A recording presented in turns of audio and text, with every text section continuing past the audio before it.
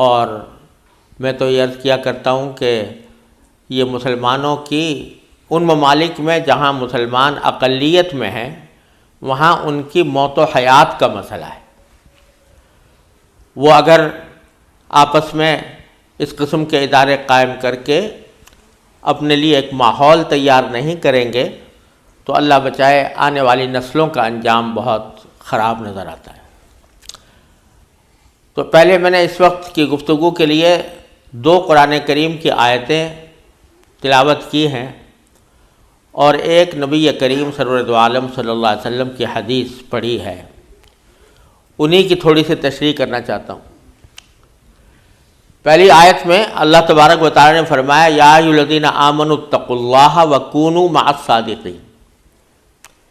یا ایھا الذین آمنوا، اے ایمان والو، اتقوا اللہ، اللہ سے کا رعب اپنے دل میں رکھو، تقوی اختیار کرو۔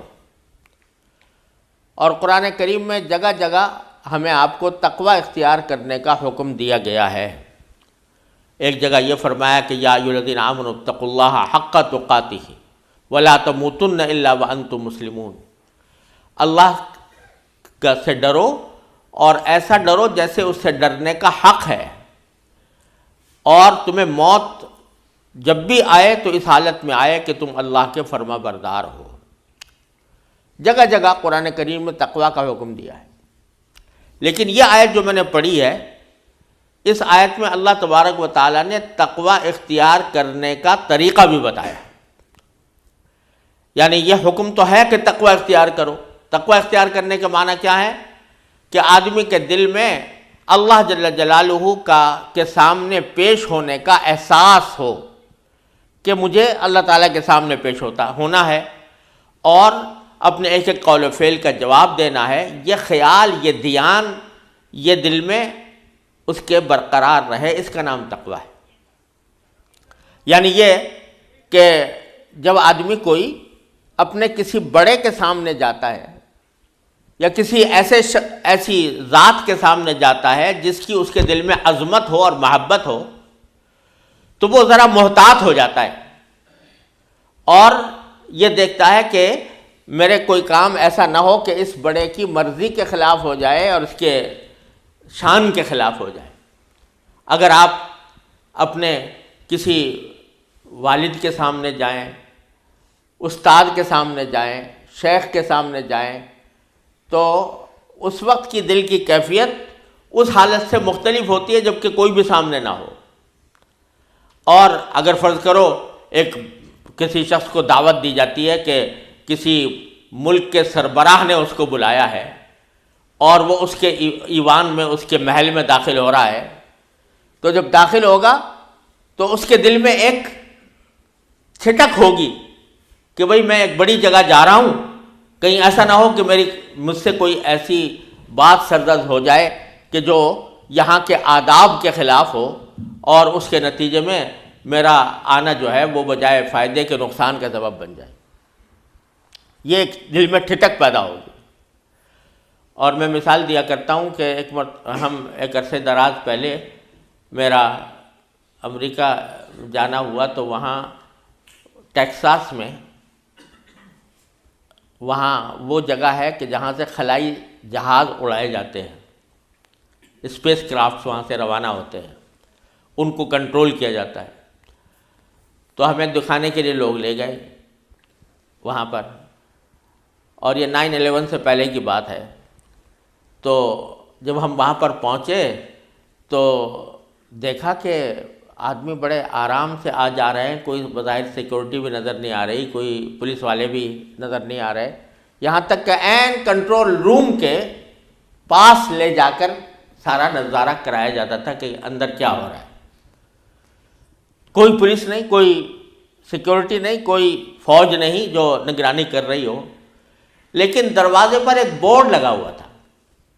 بورڈ یہ لگا ہوا تھا کہ یو آر واچڈ، یہ جملہ دروازے کے اوپر لکھا ہوا تھا۔ آدمی وہ پڑھتا اور پڑھ کر ٹھٹک جاتا کہ میری نگرانی ہو رہی ہے، مجھے دیکھا جا رہا ہے، اور میری ہر نقل و حرکت جو ہے وہ کسی کے سامنے ہے، تو ٹھٹک جاتا تھا۔ تو میں اس وقت مجھے خیال آیا کہ یہ جملہ کہ یو آر واچڈ، یہی قرآن نے کہا ہے کہ ان اللہ بما تعملون بصیر، جو کچھ تم کر رہے ہو اللہ تبارک و تعالیٰ اس کو دیکھ رہا ہے۔ تو اگر یہ احساس ہمارے دل میں پیدا ہو جائے کہ ہم کسی کی نگاہ میں ہیں، کوئی ہماری نگرانی کر رہا ہے اور کسی کے پاس جا کر ہمیں اپنے اقوال و افعال کا جواب دینا ہے، تو اسی کا نام تقویٰ ہے۔ یہی ٹھٹک، یہی جھجک جو اس تصور سے پیدا ہوتی ہے کہ اللہ تبارک و تعالیٰ میرے کے سامنے ہوں اور مجھے اس کے سامنے جواب دینا، یہ تقویٰ ہے۔ اس تقویٰ کو حاصل کرنے کا ایک آسان طریقہ اللہ تبارک و تعالیٰ نے اس آیت کریمہ میں بتایا۔ تقویٰ حاصل کیسے ہو؟ تو فرمایا کونوا مع الصادقین، یعنی سچے لوگوں کی صحبت اختیار کرو، اپنی صحبت کو درست بناؤ، اپنا اٹھنا بیٹھنا، اپنا کھانا پینا، اپنا ملنا جلنا، اپنا رہنا سہنا، اپنے تعلقات ایسے لوگوں سے ہوں کہ جن کے دل میں اللہ تعالیٰ کی عظمت، محبت اور اس کا خیال ہو۔ تو صحبت اپنی درست کرو گے، اپنی اٹھنا بیٹھنا ایسے لوگوں کے ساتھ رکھو گے تو خود بخود تمہارے دل میں انشاءاللہ تقویٰ پیدا ہوگا۔ تو یہ فرمایا کہ تم تقویٰ اختیار کرو اور سچے لوگوں کی صحبت اختیار کرو۔ تو اس میں ایک پہلو تو یہ ہے کہ کوئی اللہ کا ولی ہے، کوئی اللہ تبارک و تعالیٰ کے دین کا عالم ہے، اس پر عمل کرنے والا ہے، اس کی صحبت اختیار کرے۔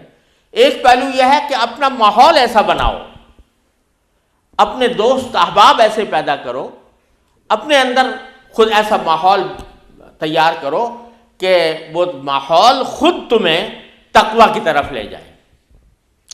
تو یہ ایسا ماحول پیدا کرنا، یہ خاص طور سے ان ملکوں میں جہاں مسلمان اقلیت میں ہیں اور اکثریت غیر مسلم حضرات کی ہے، تو وہاں ایسا ماحول پیدا کرنا کہ جس کے نتیجے میں اسلامی ماحول، اسلامی خیالات، اسلامی باتیں آدمی کے سامنے آتی رہیں، یہ مسلمانوں کا ایک اہم فریضہ ہے اور تقویٰ حاصل کرنے کا بہترین طریقہ ہے۔